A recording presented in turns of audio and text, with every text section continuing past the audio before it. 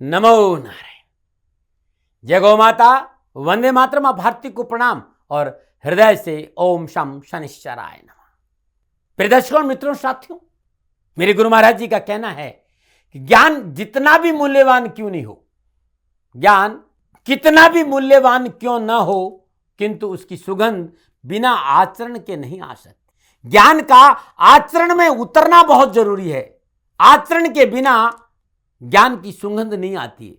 और गुरु महाराज जी ने यह भी कहा है कि संग्रह किए हुए ढेर सारे ज्ञान की अपेक्षा आचरण में उतरा हुआ रतिभर ज्ञान सबसे ज्यादा श्रेष्ठ है। इसलिए ज्ञान को आचरण में उतारिएगा। ओम नमो नारायण। फिर दर्शकों, मित्रों, साथियों, फरवरी 2023 का महीना 12 के 12 राशियों के लिए नक्षत्र गणनाओं के हिसाब से कैसा रहेगा, इस विषय पर हूं आपके साथ। क्या इस महीने मिलेगा मान सम्मान? क्या धन की प्राप्ति होगी? क्या लाभ मिलेगा? क्या कारोबार में सफलता मिलेगी? पारिवारिक सुख बढ़ेगा? संतान को मिलेगी सफलता या कर्जों से मिलेगी मुक्ति या नहीं? इन सारी बातों की जानकारी को लेकर मैं आपके सामने किन किन क्षेत्रों में विशेष सावधानी बरतनी, यह भी बताऊंगा। विस्तार से 12 के 12 राशियों के लिए फरवरी 2023 का महीना कैसा रहेगा, इसकी जानकारी मैं आपको दूंगा। फरवरी के महीने में कौन कौन से ग्रह राशि परिवर्तन कर रहे हैं और ग्रह नक्षत्र के राशि परिवर्तन का किस क्षेत्र पर क्या प्रभाव देखने को मिलेगा, इस विषय पर नक्षत्र गणनाओं के आंकलन के आधार पर अपने विचार आपके सामने रखूंगा। कैसा रहेगा आपका कैरियर, कारोबार, कामकाज, नौकरी, व्यवसाय, शिक्षा कैसी रहेगी, परिवार कैसा रहेगा, स्वास्थ्य कैसा रहेगा, इस विषय पर भी जानकारी दूंगा। लेकिन इससे पहले जानते हैं कि फरवरी 2023 में कौन कौन से ग्रह कब कब राशि परिवर्तन कर रहे हैं। शुरुआत सूर्यदेव से करते हैं। सूर्यदेव माह के आरंभ में मकर राशि में रहेंगे और 13 फरवरी को सूर्यदेव कुंभ राशि में संचरण करेंगे। मंगलदेव माह के प्रारंभ में मार्गी अवस्था में वृषभ राशि में रहेंगे और माह के अंत तक वृषभ राशि में ही मंगलदेव संचरण करेंगे। बुधदेव माह के आरंभ में धनु राशि में रहेंगे और 7 फरवरी को मकर राशि में संचरण करेंगे। 27 फरवरी को कुंभ राशि में बुधदेव संचरण करेंगे। बृहस्पति देव माह के आरंभ से लेकर अंत तक स्वराशि मीन में संचरण करेंगे। शुक्रदेव माह के आरंभ में अपने मित्र शनिदेव की मूल त्रिकोण राशि कुंभ में संचरण कर रहे हैं और 15 फरवरी को अपनी उच्च राशि मीन में संचरण करेंगे। शनिदेव माह के आरंभ से लेकर अंत तक अपनी मूल त्रिकोण राशि कुंभ में संचरण करेंगे। राहुदेव मेष राशि में और केतुदेव तुला राशि में संचरण करेंगे। यह 9 के 9 ग्रहों का फरवरी महीने में संचरण राशियों में। एक छोटी सी और जानकारी देता चलूं, ये जो राशिफल है वो आपके चंद्र राशि पर आधारित है, लेकिन कोशिश ये भी की है कि आपकी लगन कुंडली के हिसाब से भी कुछ राशिफल ऐसे देख सकते हैं। यदि आपकी मेष राशि है तब भी ये राशिफल आपके लिए सटीक रहेगा और आपका मेष लगन है तब भी ये राशिफल आपके लिए सटीक रहेगा।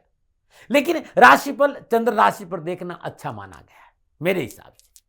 ये राशिफल महिलाओं के लिए भी है, युवाओं के लिए भी है, बुजुर्गों के लिए भी है, सबके लिए है।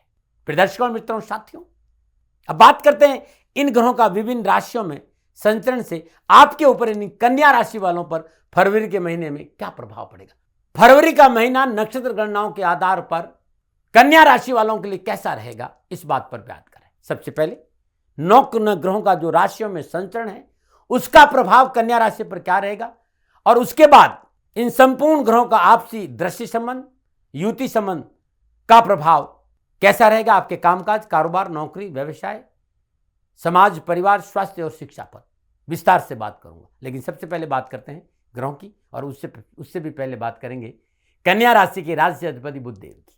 कन्या राशि के राशि अधिपति बुधदेव माह के आरंभ में धन राशि चतुर्थ भाव में गोचर करेंगे। 7 फरवरी को बुधदेव मकर राशि पंचम भाव में संचरण करेंगे। कन्या राशि वाले बुधदेव लगन और दसम भाव के सौम्य केंद्र त्रिकोण की स्थिति में पंचम भाव में संचरण करेंगे। यह समय आपके कैरियर में सफल होने के लिए बहुत अद्भुत है। आपकी बुद्धि, आपका कौशल बहुत अद्भुत रहेगा और आप अपनी बुद्धि और कौशल का भरपूर प्रयोग भी करेंगे। कार्य क्षेत्र में अपनी भूमिकाओं और जिम्मेदारियों को पूरी लगन के साथ निभाएंगे। युवा और विद्यार्थियों के लिए कैरियर और एजुकेशन के दृष्टिकोण से समय अनुकूल रहेगा। आपकी एकाग्रता में सुधार होगा। आप अपने विषयों को जल्दी सीखने में सक्षम होंगे। साथ ही आपकी लेखन और बोलने के कौशल में सुधार होगा। 27 फरवरी को बुधदेव कुंभ राशि छठे भाव से गोचर करेंगे। जो जातक नौकरी बदलने की योजना बना रहे हैं या फिर नई नौकरी की तलाश में हैं, उन्हें इस समय प्रयासों में सफलता मिलेगी। साथ ही इस दौरान आपको स्वास्थ्य संबंधी समस्याओं का सामना करना पड़ सकता है, इसमें लापरवाही नहीं, विशेषकर एलर्जी, सर्दी, त्वचा रोग या नर्वस सिस्टम में कोई प्रॉब्लम हो सकती है, ध्यान रखिएगा। ये था बुधदेव का प्रभाव फरवरी महीने में कन्या राशि वालों के लिए। मैं बात करूंगा अब सूर्यदेव की। सूर्यदेव माह के पर्व में मकर राशि में पंचम भाव में संचरण करेंगे। कन्या राशि वालों के लिए सूर्यदेव 12वें भाव के स्वामी होकर पंचम भाव में। पंचम भाव शिक्षा का है, बुद्धि का है, संतान का है, तो सफलता मिलेगी आपको। नए कॉलेज, स्कूल, प्रवेश संबंधी मसले हल होंगे, मनोनुकूल विषय पढ़ने का मौका मिलेगा। नक्षत्र गणनाओं के हिसाब से अपनों का साथ मिलेगा। अपनों के साथ रिलेशनशिप में मजबूती आएगी। 13 फरवरी को सूर्यदेव कुंभ राशि छठे भाव में गोचर करेंगे। कोर्ट कचहरी के मसले ठीक रहेंगे। कानूनी मसले में आप विजय होंगे। पुराना कोई कोर्ट कचहरी का मसला है तो आपके पक्ष में आने की संभावना है। अनावश्यक खर्चों में कमी आएगी। नौकरी में सफलता मिलेगी, परंतु स्वास्थ्य को लेकर समय सावधानी का संकेत दे रहा है। अब बात मंगलदेव की करते हैं। मंगलदेव अष्टम और तीसरे भाव के स्वामी होकर माह के आरंभ में वृषभ राशि नवम भाव में गोचर करेंगे और पूरे माह यही रहेंगे। नवम भाव में विराजमान मंगलदेव की चतुर्थ, सप्तम और अष्टम दृष्टि द्वादश, तीसरे और चतुर्थ भाव पर रहेगी। भाग्य का सितारा चमकेगा। कार्य व्यवसाय में मनोनुकूल लाभ मिलेगा। कहीं से अचानक धन प्राप्ति होगी।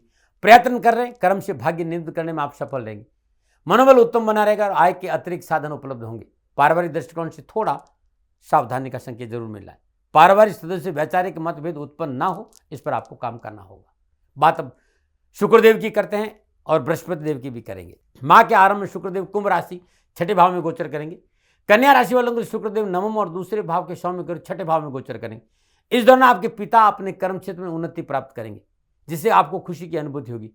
सेवा के क्षेत्र में जुड़े जातकों इस दौरान बेहतर परिणाम प्राप्त होंगे। जो लोग सेवा क्षेत्र से जुड़े हैं उन्हें अधिक सफलता मिलेगी। यात्राओं का मौका मिलेगा और खर्चे जरूर है इसमें।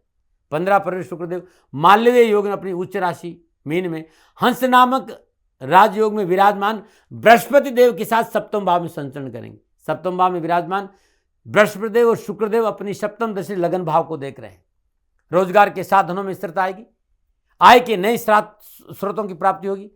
कार्यगति में अनुकूलता आएगी। मनोनुकूल कार्य करने का अवसर मिलेगा। नए प्रोजेक्ट को पूरा करने का मौका मिलेगा। व्यापार विस्तार का मौका मिलेगा। निजी संबंधों में प्रगाढ़ता आएगी। अपने परिवार को समय देने का मौका मिलेगा और रिलेशनशिप मधुर और अच्छे होंगे। बात शनिदेव की करते हैं। शनिदेव कन्या राशि वालों के माह के आरंभ से लेकर अंत तक शनिदेव पंचम भाव छठे भाव के स्वामी कुंभ राशि छठे भाव में संचरण करेंगे। छठे भाव में विराजमान शनिदेव की तीसरी, सातवीं और 10वीं दृष्टि अष्टम, द्वादश और तीसरे भाव रहेगी। इस महीने कार्यक्षेत्र का वातावरण संतुलित बनाकर चले। मेहनत का साथ नहीं छोड़े। दृढ़ता के साथ अपने कामों में डटे रहेंगे। सफलता आपकी दामन चूमेगी। कोई भी बड़ा व्यवसाय निर्णय धैर्य से ले। मान और प्रतिष्ठा में वृद्धि होगी। कोर्ट कचहरी के मसले हल होंगे। संघर्षपूर्ण परिस्थिति में पीछा छूटेगा और व्यवसाय नौकरी में बरकत होगी। आर्थिक लाभ मिलेगा। किसी पुराने केस का निर्णय आपके पक्ष में आने से मनोबल बढ़ेगा। युवा वर्ग और विद्यार्थियों के लिए कैरियर और शिक्षा के दृष्टिकोण से अनुकूल है। उच्च शिक्षा में प्राप्ति में आ रहे व्यवधान हटेंगे। प्रगति का मार्ग प्रशस्त होगा। प्रतियोगी परीक्षा और इंटरव्यू में प्रयासरत जातकों को बेहतर परिणामों की प्राप्ति होगी। बात राहुदेव और केतुदेव करें। राहुदेव मेष राशि अष्टम भाव में गोचर करेंगे। अष्टम भाव में राहुदेव कारण शोध, साधना और रिसर्च में अच्छे अवसर मिलेंगे। साधनाओं की ओर मन अग्रसर है, लेकिन सरकारी मामलों को लेकर लापरवाही नहीं बने, इस बात का ध्यान रखेंगे। केतुदेव तुला राशि दूसरे भाव में गोचर करेंगे। दूसरे भाव में केतुदेव आर्थिक पक्ष को लेकर अच्छा संकेत रहे, लेकिन वाणी पर संयम नहीं रखा तो पारिवारिक कलह की संभावना है। यह था 9 के 9 ग्रहों का विभिन्न राशियों में संचरण का प्रभाव कन्या राशि वालों के लिए। अब इन संपूर्ण ग्रह योगों का युति संबंध और दृष्टि संबंध और योगा योग कन्या राशि वालों के लिए कामकाज, व्यवसाय, नौकरी, धन, शिक्षा, परिवार, स्वास्थ्य और समाज के हिसाब से कैसा रहेगा, विस्तार से बात करते हैं। कन्या राशि के जातकों के लिए ये महीना पीछे से चली आ रही परेशानियों में राहत देने वाला रहेगा, लेकिन फिर भी मेरा जो अनुभव यह कहता है 13 फरवरी तक धीरे धीरे मना धीरे सब कुछ हो। माली सिंचे केवड़ा ऋतु आए। थोड़ा सा संयम और धैर्य से वेट एंड वॉच करना होगा। सावधानी रखनी होगी। अपने व्यवसाय पर ध्यान रखना होगा। स्वनिर्णय होने चाहिए और कोई बड़ा विशेष परिवर्तन नहीं करे। आर्थिक परेशानी नहीं होगी, लेकिन कार्य परिवर्तन में कोई सफलता नहीं मिलेगी, इस बात का ध्यान। उधार देनदारी से बचना होगा। जैसे इस महीने जैसे काम चल रहे वैसे चलने दीजिए, सफलता मिलेगी। 13 फरवरी सूर्य कुंभ राशि में प्रवेश करेगा, तब व्यवसाय, नौकरी, आर्थिक दशा समय आपके लिए शुभ रहेगा। रोजगार के साधन उपलब्ध होंगे।